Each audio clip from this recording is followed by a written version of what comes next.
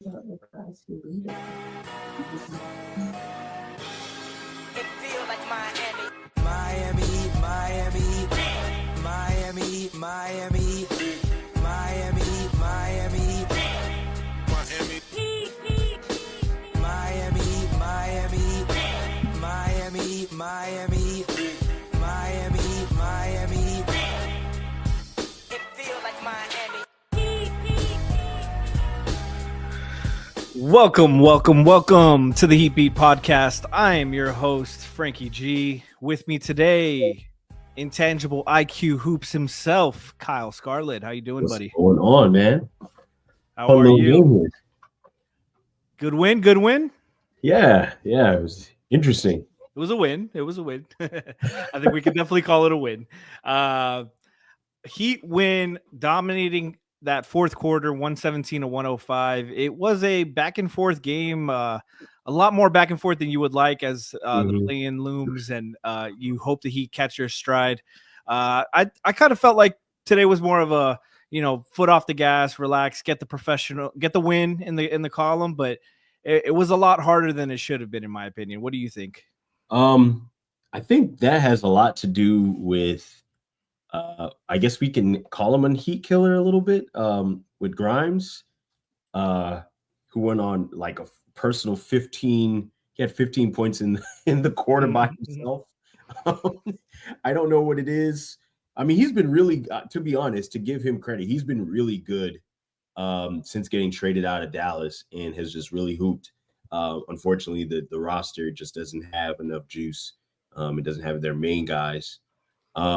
But I do think it was enjoyable to watch without Bam, without Wiggins, without Nico. Like, we're missing like four guys, if we're being honest. And it was interesting to see how the defense was going to hold up without Bam, because that's typically the barometer. Is like, hey, what does this team look like if Bam isn't playing? If he does take a rest, if he does get injured, Without a doubt.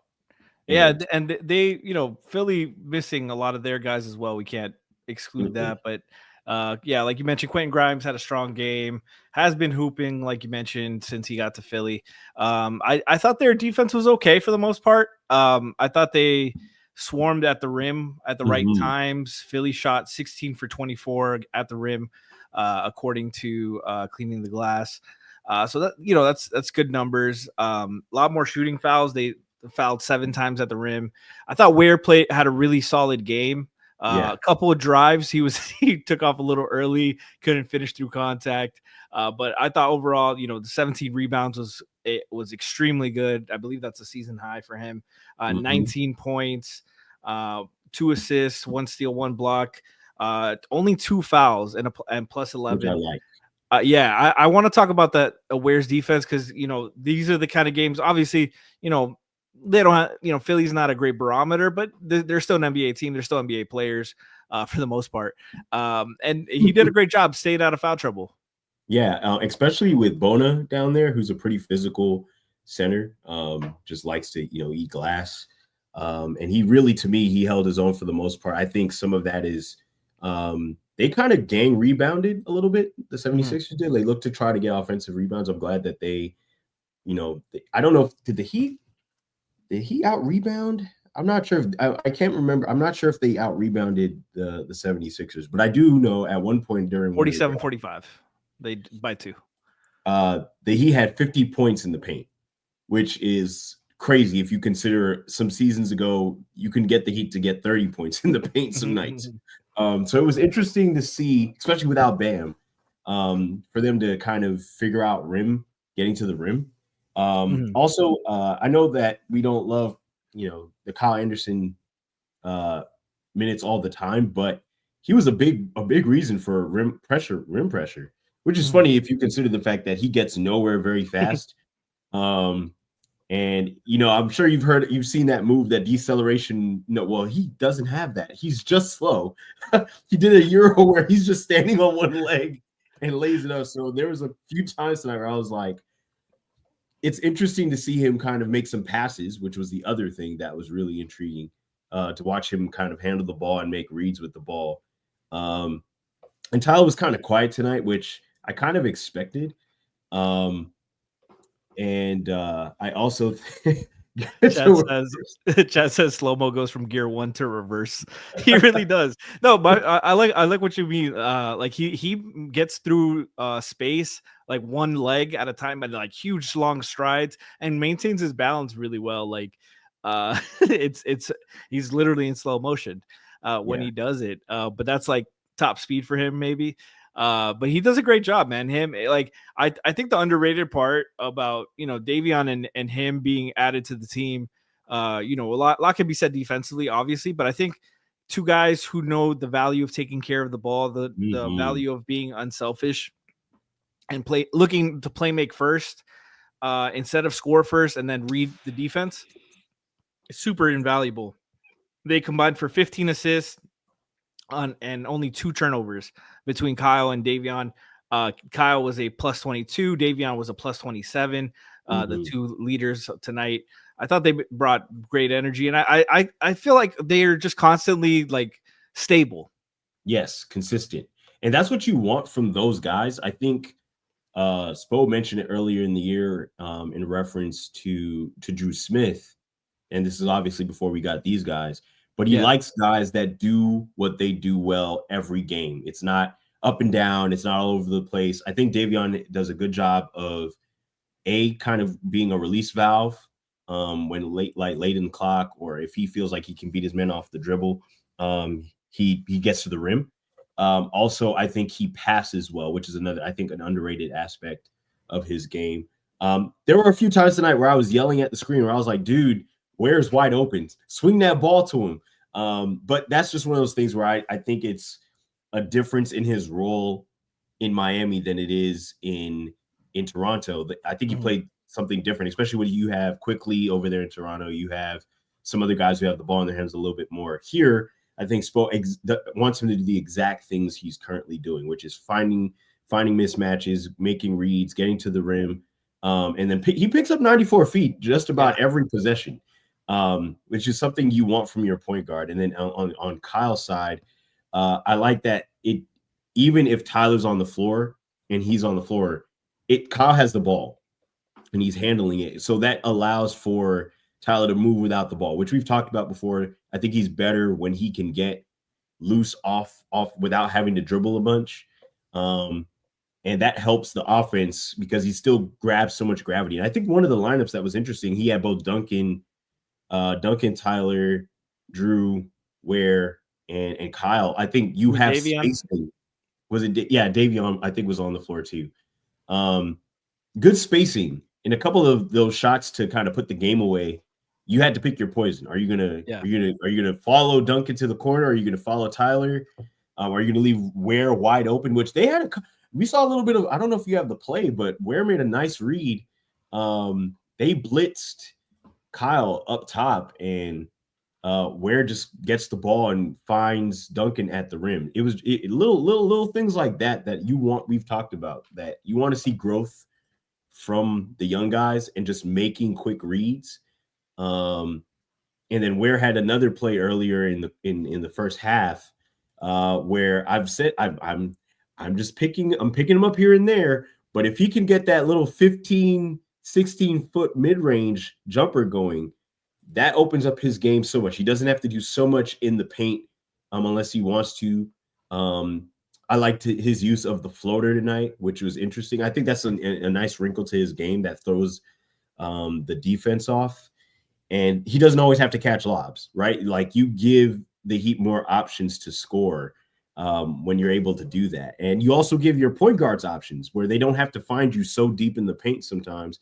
They can find you on the corner or halfway in at the hash mark. You can make some reads there. So I think that was what was the most fun for me tonight, was aside from the rebound, he was more physical. And you talked about him taking off. That's just athleticism at that point, right? He's not playing with necessarily IQ. He's just going with the instinct of, hey, I'm going to dunk on this guy. You kind of want that from somebody this young and who has that athleticism. We haven't had that in a while. So yeah, you want a real guy's back instead of like having to tell go, and that's a lot of what Ware is right now. Just playing off instincts, and he has improved so much. The rebounding, especially. He's doing a much better job boxing out, putting a body on guys, and not letting his man get the rebound and top. You realizing that he could get away with that in college. You can't do that consistently in the league. But yeah, him, I thought he's had a lot of great strides all season long, and the passing, like you mentioned, that was something that he didn't have a lot of opportunity to do that in college. Because he was more of a play finisher than a run offense through him to make plays. There were a few times where I really liked his touch on the high lows in college, but he didn't really get to show it. And he's making live reads. He's finding cutters. I think to really end it on Kyle and Davion, I think it's so funny because Davion's that typical change of pace guard.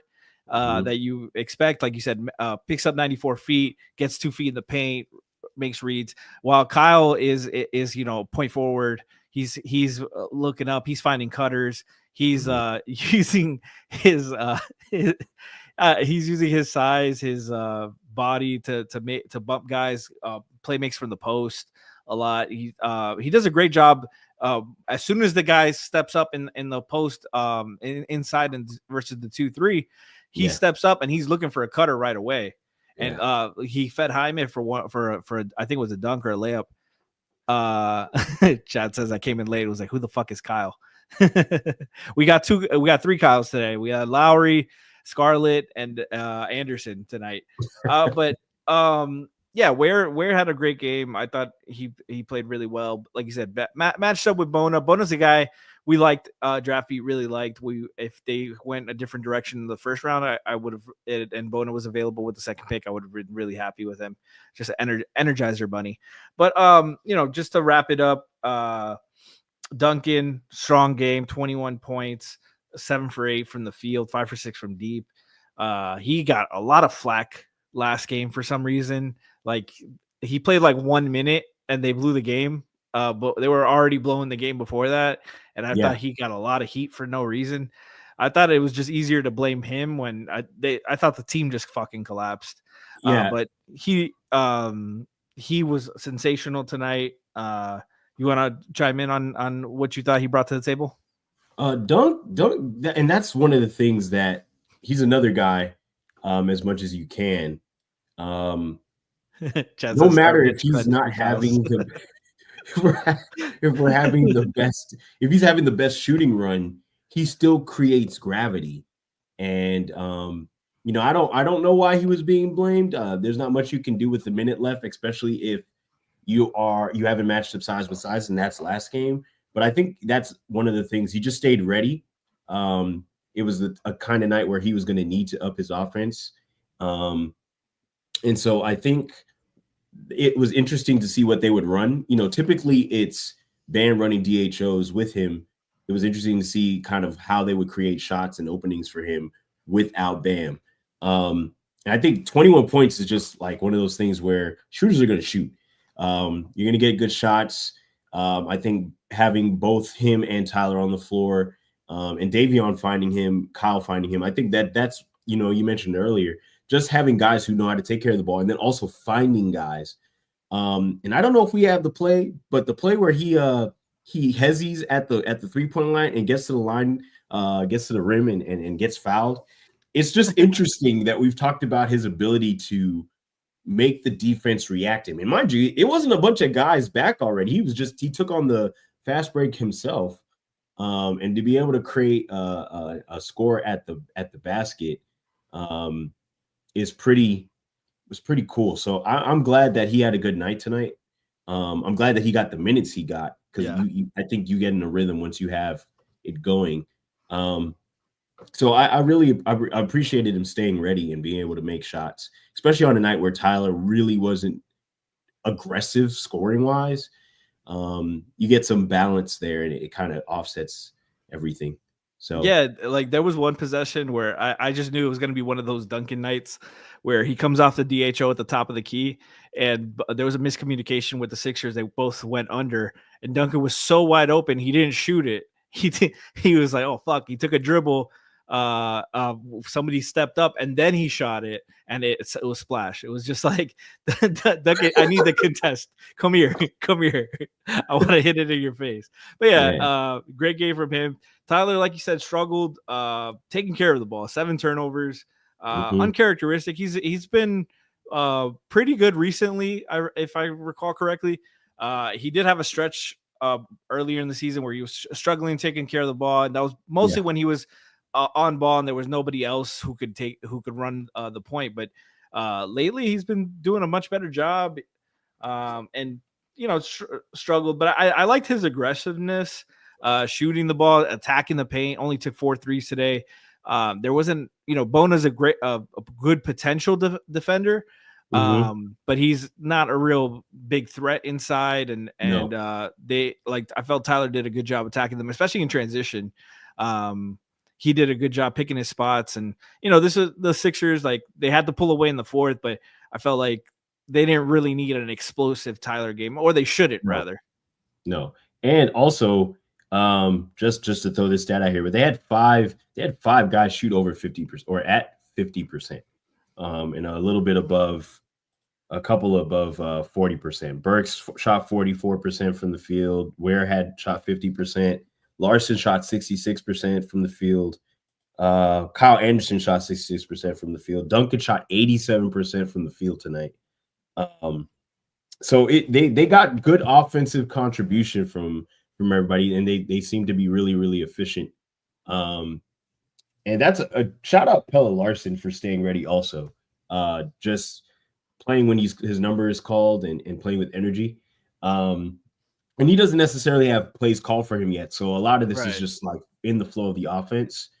Read, react, cut when there's an open space, rise up. 12 points for Pell, just filled up the box score. 3 rebounds, 2 assists, 3 steals.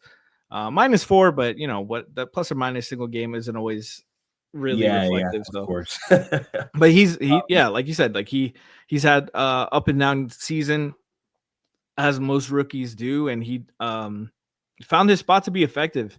The swing, the 3 on open threes, if he needs to get that up. 3 attempts. He needs to get got to the line 2 or 4. Like you said, he's got to knock those down, man. But yeah, this was an expected win. I don't think anybody chat says Ware just got another rebound. I don't think anybody expected like this to be a dogfight. It shouldn't have been a dogfight.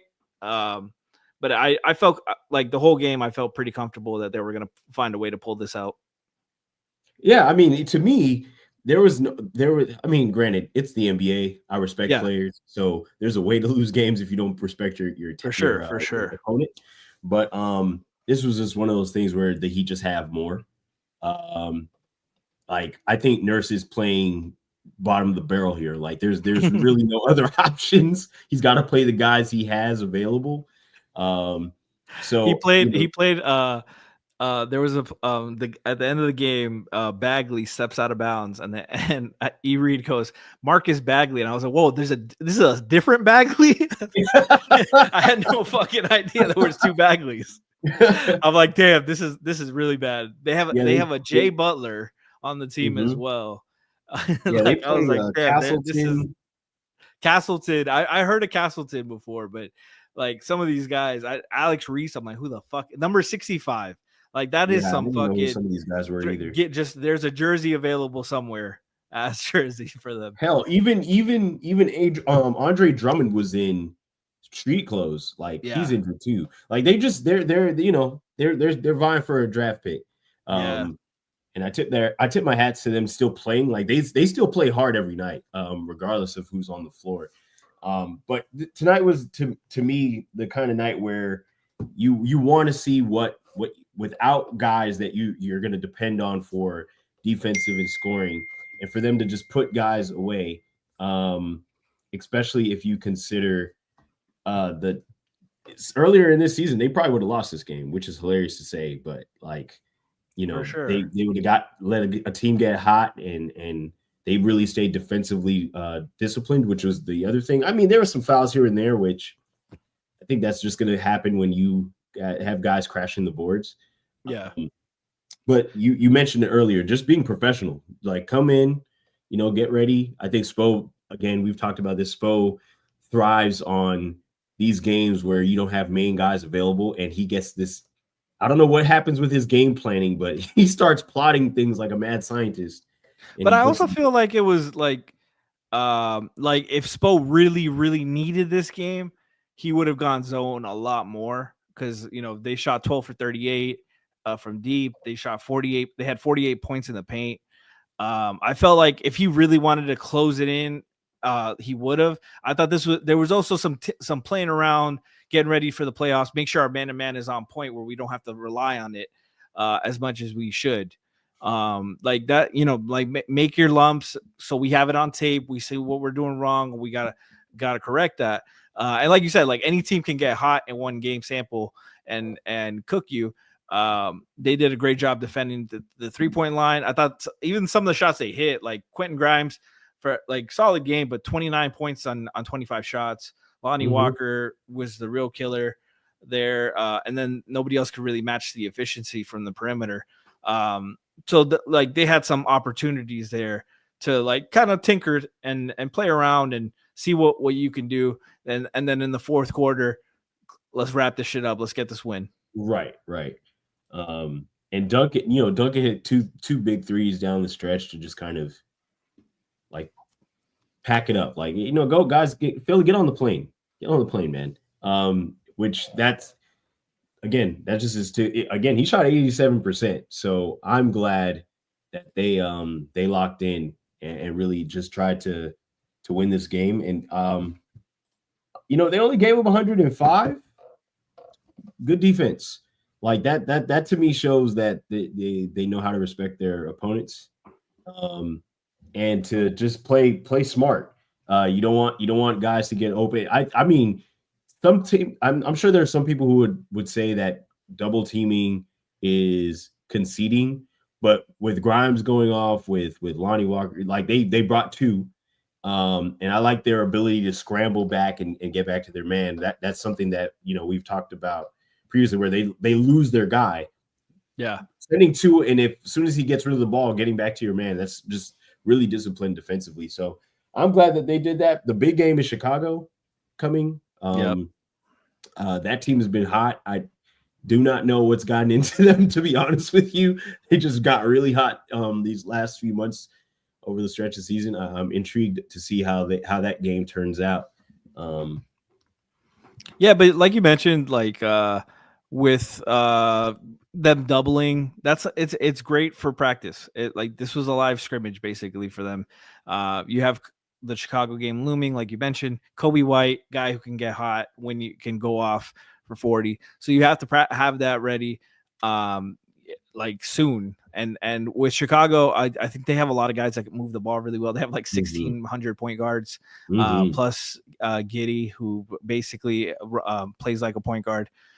So they have a lot of guys who can make a play for each other. So that's where it'll be difficult. And they have to be ready. They have to be ready for that. That's what their goal is, but we have to get to our very important segment.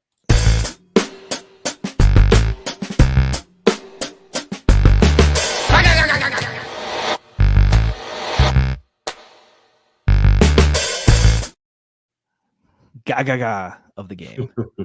Kella Ware with this ridiculous putback palms I've never seen somebody palm it and then reverse flip it over and just dunk it like that. That's like something you do on a Nerf hoop.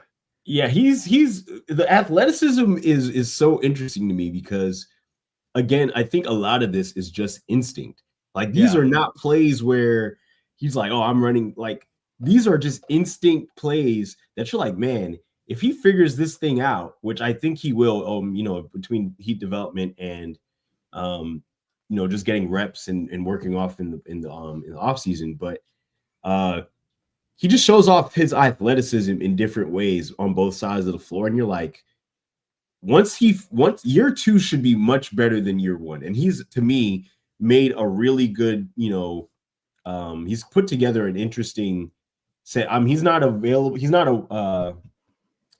he's not viable for any rookie of the year candidacy, mainly because he didn't play enough games.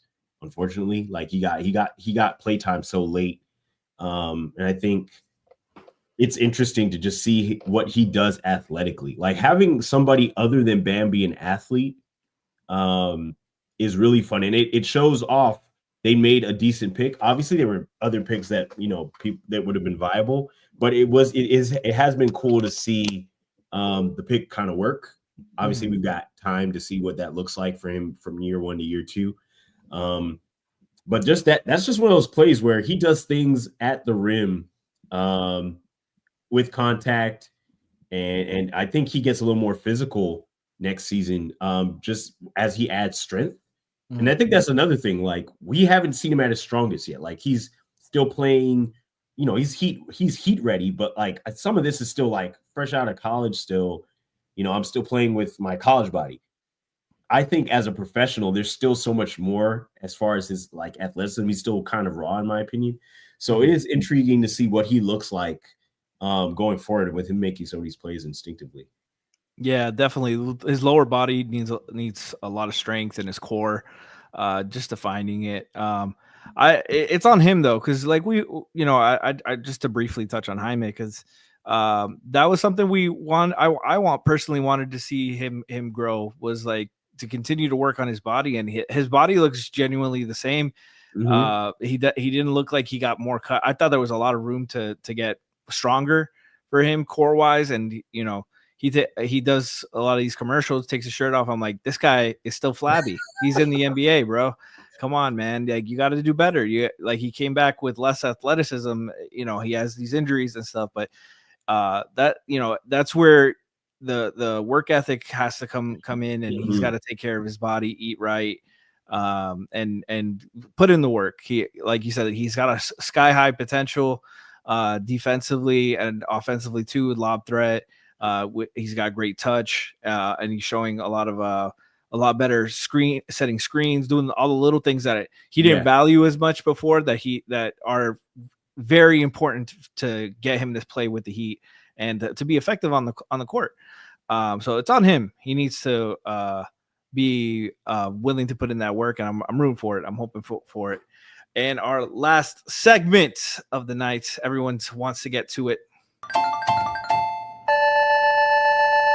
It's time to tank. All right, your tank update. Heat right now moved to the 11th pick, as it is 9.4% chance at getting a top 4 selection, 2% chance at number 1 overall. We know some games are still playing. I believe San Antonio and Portland are playing head to head right now, so that's a big matchup right here, and we're gonna get it going. Kyle, would you do the first countdown for us? 3, 2, 1. Let's do this. Let's go. Is it working? You froze for me. Say it one more time. Sorry. 3, 2, 1. And the Heat stay at 11. Let's try it one more time. 3, 2, 1. Time to tank, y'all. And Philly pops into the top 4, but not us. We'll do it one more time. 3, 2, 1. This is G's fault. I fucking hate this guy. We're never doing this segment again. So we seem to be locked at 11. Most likely. I think these next 3 games, they have a very easy schedule. Outside of the Bulls game, every other game is pretty much they should be heavily favored. It's all against tanking teams. They have Chicago on Wednesday, New Orleans, and Washington. I believe they're both pretty locked up. New Orleans can still let me see. Yeah, Washington is pretty firmly in the top 4. So they don't really have anything to play for. They could actually win and not lose anything. New Orleans, their season's a mess, but they could also they're also trying to get into that top 3, so their percentages drop a little bit, but we'll see. May 12th is when we find out what our odds are, where we land. Well, yeah, if they win the play-in, Well, they have to win 2 play-in games, all likelihood. But this was another waste of a Tankathon segment. We are so sad about this. But if you want, you can check out the Houston Florida game right now. Houston is currently up by 11, with 13:38 to go. Chat says Sage G. We agree. He's in Washington. I hope he's storming the Capitol. Chat's asking for an update on Nico. I haven't seen anything else new. 5 Reasons says there is hope that he is available by the play-in, but we are unsure. We're waiting on it. For that, Wiggins, there's nothing new. It's pretty much day to day as well, just seeing how this feels. Some of this is just like they're pretty much locked in. I think if Wiggins can go for Chicago, I bet he plays. And the Nico thing is, remember, guys, it's a broken hand. Yeah. So they're going to take their time and make sure that he's fully ready to come back. You don't want to re-break. Re-breaks are sucky. Yeah. And also, they're probably going to wait to see if they make the playoffs even, if they need to bring him back at all. So if they got to get his conditioning right. So if he's able to, I'm sure if he's able to play, they'll let him play those games so he can get conditioned. Use them as like an extra summer league game or G League game, whatever, tune-up game, and get him ready to go. But I'm pretty confident that these playing games, they're not gonna, unless they're down big and they need a spark. Nico will probably set them out until, like you said, unless they're in the playoffs. This rotation seems pretty locked in with the Haywood, Pele, Duncan, Highsmith, and it's SloMo Davion group off the bench, whatever combination they go with. But yeah, great game. Heat play again Wednesday. That is the biggest game of the regular season that is left. That is likely going to determine if they stay at the 10th spot.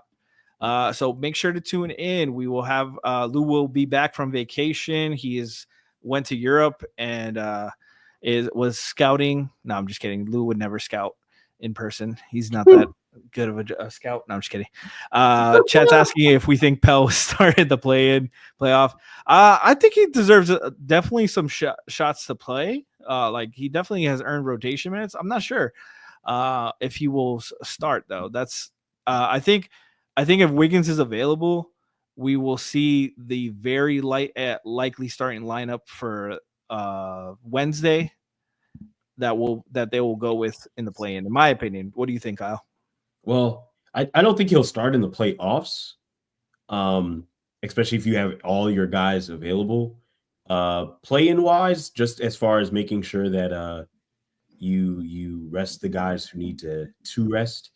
He likely will start in the play-in though. If it comes down to 2 games, that likely will be the case. So.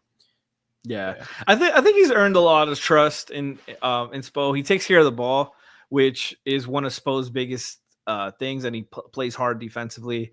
He's not really making rotational mistakes as far as I've seen, and I've noticed like he's a little bit over aggressive, handsy, and that stuff. You got to reel back in and learn to play to adjust to the refs. But I felt like his play has been really solid for the most part. Chat saying Gators have cut it to 4. The Cougars are collapsing. Oh no, Walter Clayton, potential Warriors pick.